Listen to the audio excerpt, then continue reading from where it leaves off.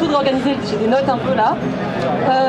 Alors, donc, on a réfléchi sur le rapport entre le local et le global à partir de différentes expériences, que ce soit des expériences espagnoles, mais aussi des expériences italiennes. Ce qui est ressorti, c'est l'importance de penser en termes de lieux, avec notamment l'importance des centres autogérés italiens qui permettent de faire le lien entre différents domaines, que ce soit la santé, que ce soit l'éducation, mais aussi entre différentes minorités, différentes classes sociales, avec l'importance de surreprésenter que ce soit les différentes classes sociales ou différentes minorités, que ce soit les femmes. On a souligné par exemple le problème, que ce soit ici ou dans la municipalité de Grenoble, qui est une surreprésentation de la classe blanche aisée, enfin classe moyenne, etc. etc.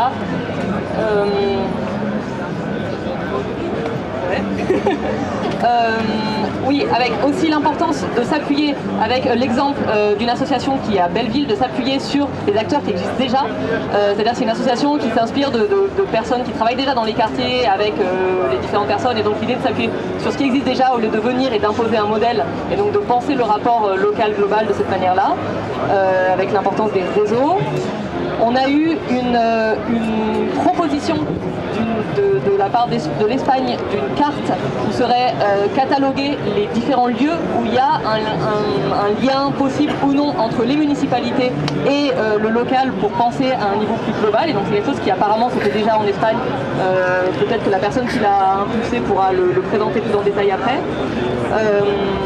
Et ensuite on a mis en avant la volonté l'importance et la possibilité d'autonomie et d'autogestion à un niveau local, ce qui ne peut pas forcément se faire à un niveau global, et donc l'importance de s'appuyer sur ce local pour aller plus loin.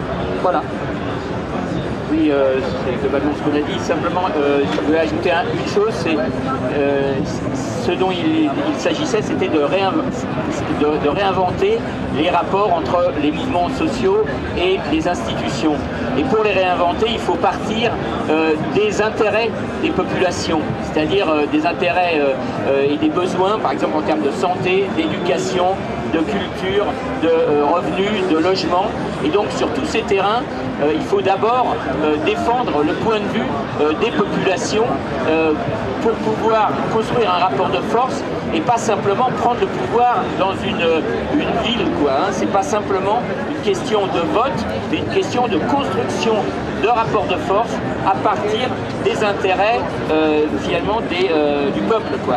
Voilà, ça c'est le point à mon avis essentiel qui fait que d'une certaine façon aujourd'hui l'idée qui fait son chemin, c'est plus de dire il faut prendre le pouvoir au niveau national, mais il faut arriver à fédérer des expériences au niveau des territoires pour construire un nouveau rapport de force qui permette ensuite d'élargir des espaces où les populations se réapproprient le pouvoir. Voilà.